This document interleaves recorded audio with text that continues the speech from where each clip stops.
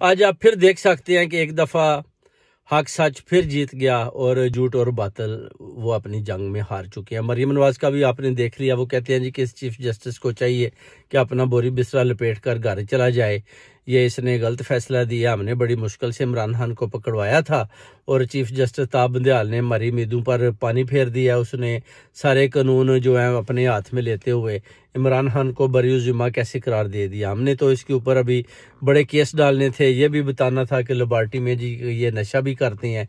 इस तरह की वो बातें कर रही थी वो अपना मरियम नवाज, और उसकी सारी तदबीरें, वो कहते हैं ना, एक तेरी चाहत है एक मेरी चाहत है, होगा वही जो मेरी ताकत है, चाहे तुम कुछ भी कर लो, इसलिए वही करो जो अल्लाह की चाहत है।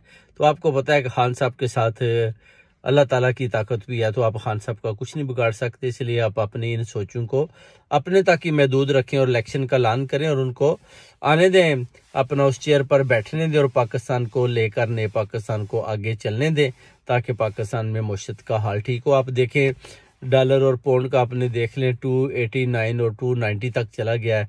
बुरा हाल कर दिया इसे साख डार ने और इन सब चोरों डाकू ने मिलकर। तो इंशाल्लाह ताला खान साहब आ रहे हैं और नया पाकिस्तान लेकर इंशाल्लाह आगे जाएंगे कदम दर कदम।